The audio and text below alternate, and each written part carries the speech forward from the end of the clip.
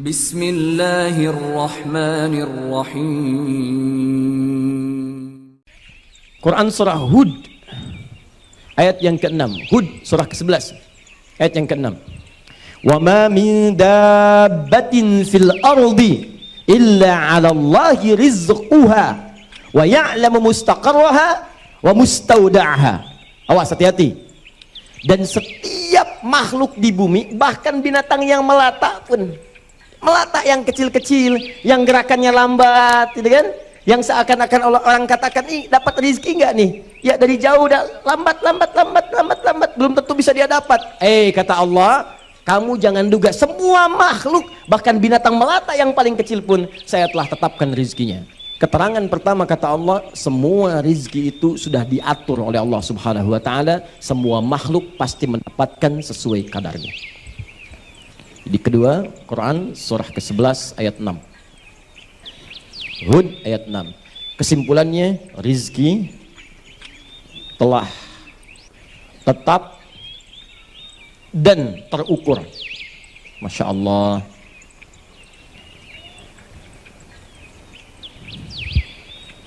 Dari mana ini sudah yang telah tetap ini? Quran surah 51 ayat 22, Quran surah 11 ayat ke-6. Yang kalimat terukurnya Anda temukan di Quran surah Al-Ghasyiyah. Ingat? Maaf, Al-A'la. Quran surah Al-A'la ayat yang ketiga. Sabbihisma rabbikal alladzi khalaqa. Ayat tiganya walladzi qaddara fahada. Maka dialah Allah yang telah menetapkan ukuran dari segala hal. Di antara makna ukuran itu, kata para ulama tafsir, adalah ukuran dari rizki. Rizki kita sudah terukur. Jelas sampai sini? Baik, jadi rizki setiap makhluk, apalagi manusia, itu sudah tetap dari Allah subhanahu wa ta'ala dan sudah terukur nilainya. Baik, kapan itu ditentukan oleh Allah? Buka kemudian hadis yang paling cepat, lihat Al-Arba'in saja.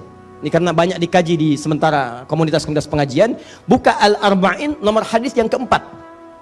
Hadisnya dari Abdullah bin Mas'ud radhiyallahu ta'ala anhu.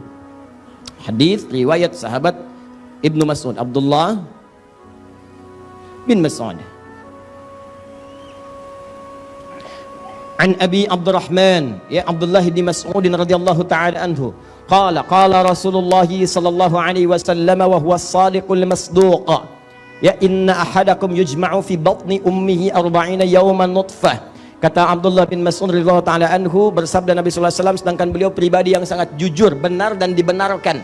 Beliau itu benar, jangankan kawan, lawannya pun membenarkan. Maksud kalimat ini, kalau lawan-lawan Nabi saja membenarkan, masa Anda umatnya tidak meyakini?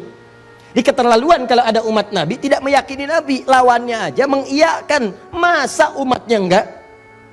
Ingat itu ya. Kalau ada bahasa seperti ini, as-sadiqul masduq dalam hadis, itu artinya hadis yang disampaikan berisi informasi gaib yang kadang kita tidak mengetahuinya. Baik, apa kata Nabi?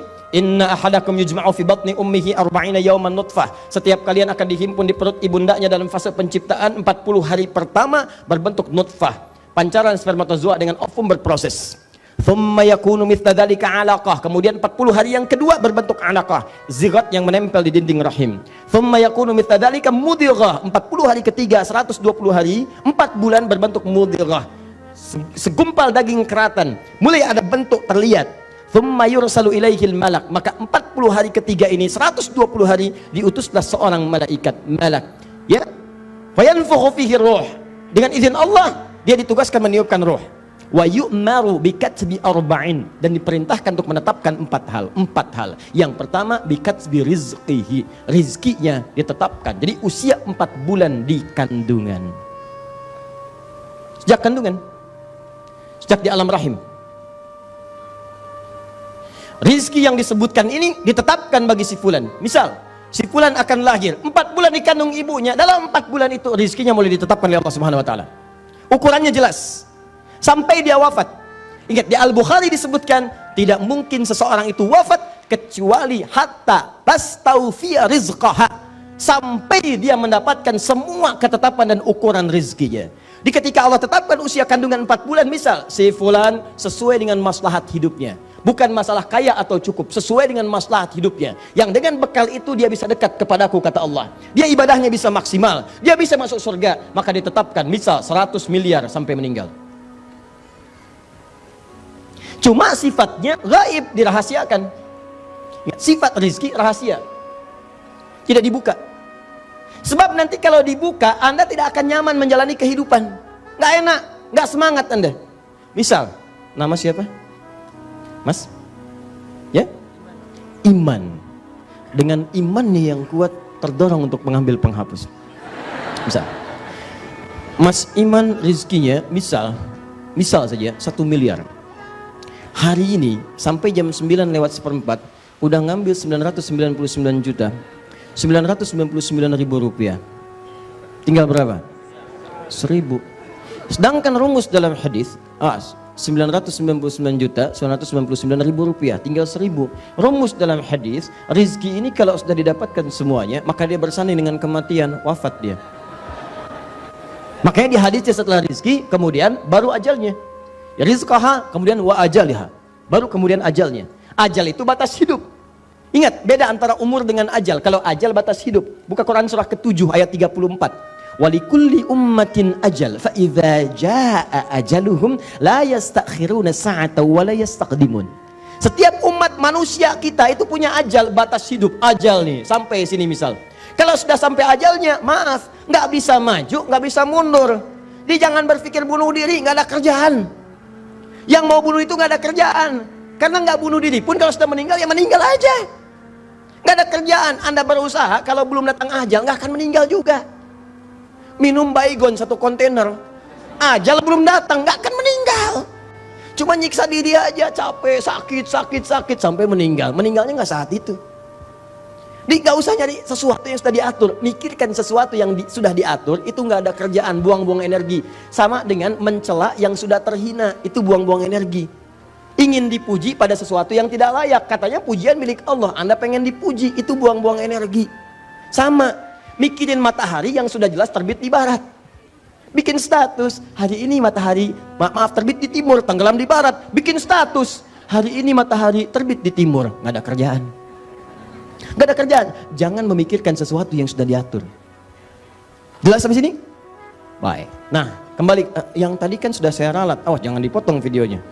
Dalam satu kajian Ustaz Adi Hidayat menyebutkan matahari terbit di barat. Oh, Masya Allah. Terus muncul Ustadz Bid'ah. Oh. Sini. Jelas ya? Paham sampai sini? Ini. Jadi rizki itu pertama telah tetap, yang kedua telah terukur. Kenapa saya buka dengan ini dulu sebelum yang 8? Anda mesti paham, kalau Anda sudah mengerti ini, maka Anda tidak akan pernah tertarik mengambil rizki orang. Dicukup orang Islam itu paham kaidah ini, maka tidak akan pernah ada pencurian, gak akan ada korupsi. Karena rizki kita itu telah ditetapkan, gak akan berubah. Jadi Anda mencari dengan yang haram pun gak akan nambah, gak nambah. Tetap segini, tetap tidak akan berubah. Jadi nggak ada kerjaan. Kalau ada orang terpikir ngambil, berbuat curang, nggak ada kerjaan. Demi Allah saya katakan nggak ada kerjaan ya, karena nggak akan berubah. Dia tetap dan terukur, jelas. Jadi kalau Anda ngambil yang lain, itu cuma akan dibalikin lagi. Kalau nggak sekarang, besok. Nanti Allah berikan alat lewat yang lain. Ambil, bikin, ada kepolisian, ada KPK, ada macam, diambil, pindahin lagi, selesai. Dia Anda cuma bikin capek diri sendiri. Dan ingat, ada nanti rezeki yang sifatnya menular. Ketika Anda yang berbuat jahat, maka sebagian keluarga Anda akan kena bagiannya. Jadi kalau Anda mau berbuat curang, tolong pikir-pikir dulu. Bukan Anda saja yang kena, istri Anda bisa kena, suami Anda bisa bermasalah, anak Anda bisa bermasalah. Apa Anda tega membiarkan anak-anak dibully di sekolahnya? Dan disebutkan anak seorang koruptor, anak seorang pencuri, anak maling. Anda mikir dulu. Jadi kalau Anda ingin berbuat curang, bukan hanya bermasalah dengan Allah, keluarga Anda pun akan kena masalah. Dan kalaupun Anda tidak mencari dengan cara yang haram, cukup dengan yang halal, rezekinya tidak akan berubah. Tapi yang berbeda keberkahannya. Itu yang berbeda. Jadi jangan mau kalau ditawari dengan hal-hal yang curang, karena itu tidak akan pernah merubah keadaan. Paham sampai sini? Ya, jadi cukup saya jelaskan kalimat ini yang bersumber dari Al-Quran, maka orang beriman tidak akan berpikir untuk mencari yang salah dalam kehidupan pencarian rezekinya. Ini gambaran pertama. Jangan takut teman-teman sekalian, rezeki kita sudah diatur. Yang belum jelas itu surga kita.